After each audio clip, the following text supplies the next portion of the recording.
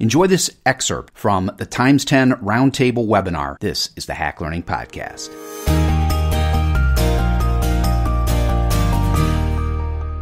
Welcome to the Times 10 Roundtable. I'm Mark Barnes from Times 10, and the Roundtable is experienced teachers and leaders discussing education's biggest issues and providing innovative solutions and practical strategies. All right, so today we're talking about anxiety, powerful practical ways to help students cope with anxiety in school and at home. We're going to talk about what anxiety looks like. We're going to talk about triggers. We're going to talk about helping students self-advocate. And we are going to talk about community and a whole lot of things. This is a conversation today. We've got Christine Ravesi-Weinstein, author of the new Times 10 book, Anxious, someone who copes with anxiety all the time, who has suffered from anxiety, and is truly someone who has multiple lenses. Also a parent.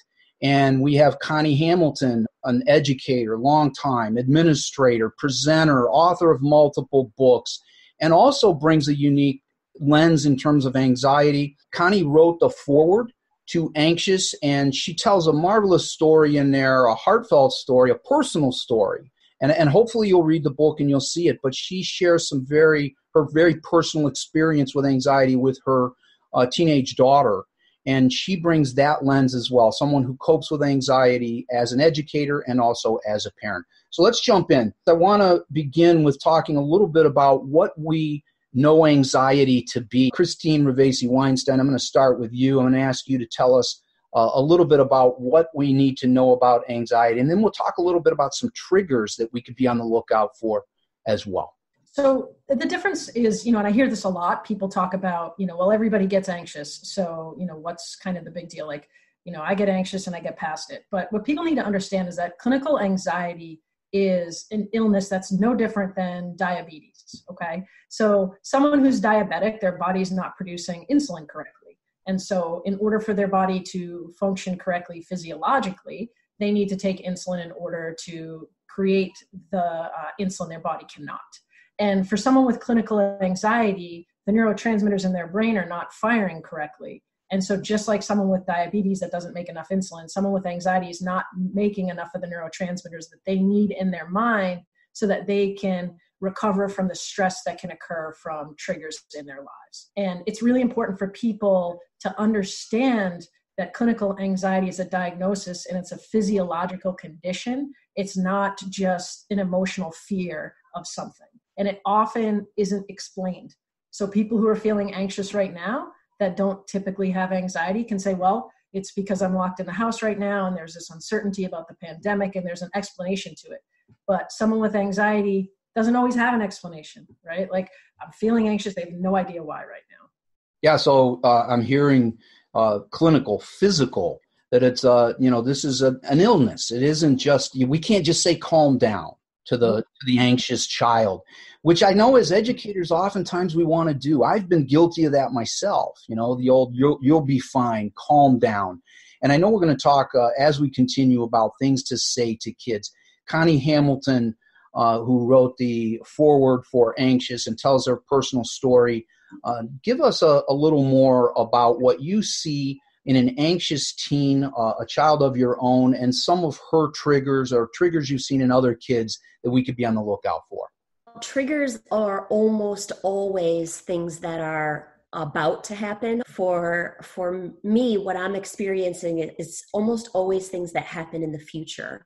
Sometimes they can be perpetuated by things in the past, but it's this kind of fear and worry, very exaggerated worry about what might happen.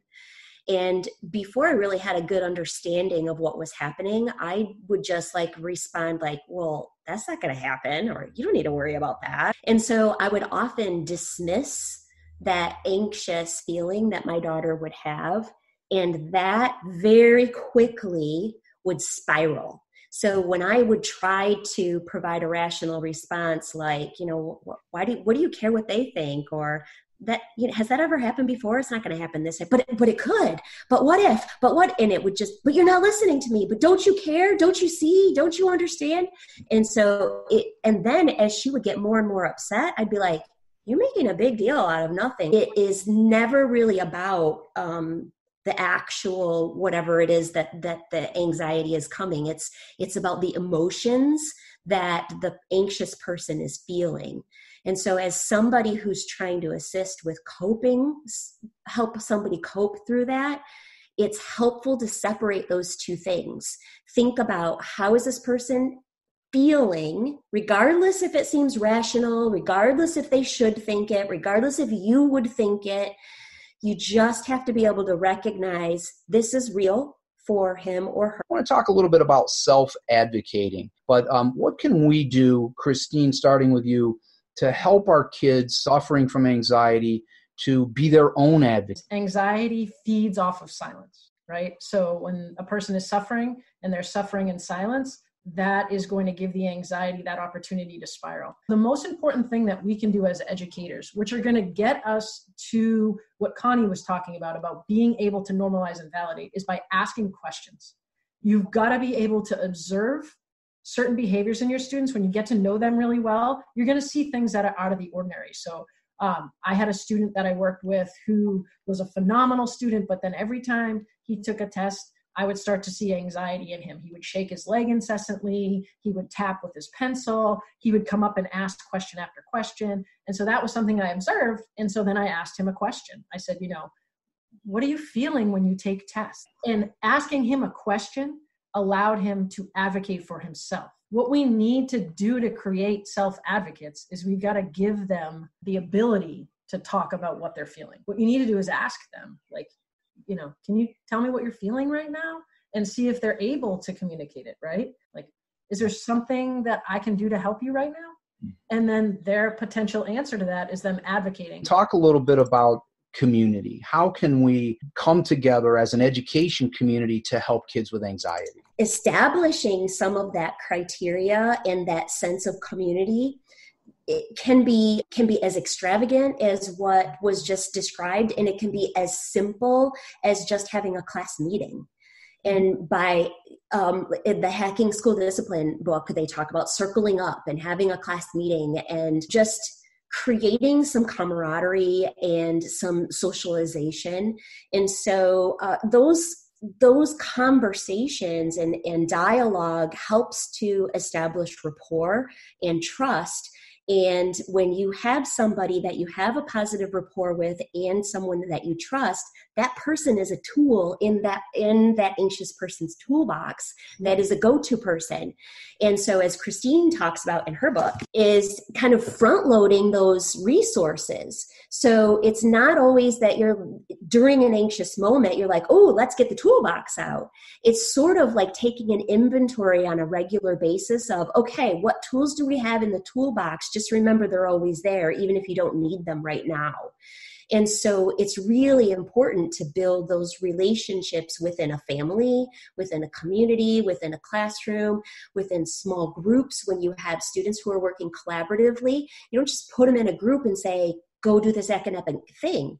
It can be really helpful to first ground that small group, particularly if they're going to be working together over time, to say, all right, let's do some kind of team building activity that can create some humor and some fun and allow them then to be successful down the road.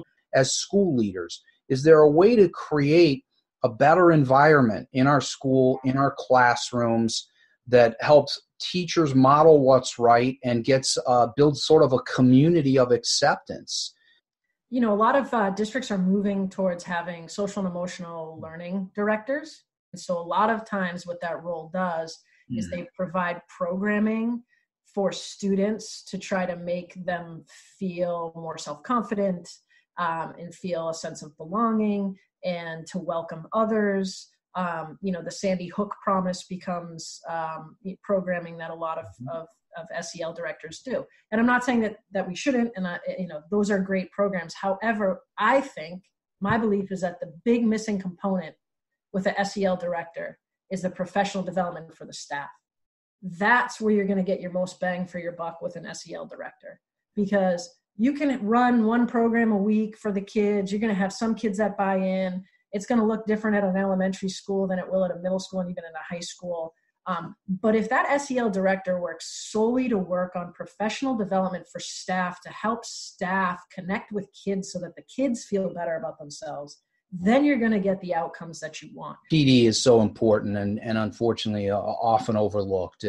We can't assume as school leaders that everyone knows this. I think it's nice to feel like all of our people are great with SEL issues and they get it, but we have to know that that's not the case, and we have to really talk about it. Christine Ravesi-Weinstein and Connie Hamilton, I appreciate you joining this Times 10 Roundtable. If you go to 10publications.com, you can check out books, team, everything. So many free resources here. We're building out a webinar page that will show up at the top when you get there as well. There will be the last webinar we did. You'll see one here that you can click into. And we're going to keep doing this. You know, our goal is to be here for you through the difficult time we have now and beyond.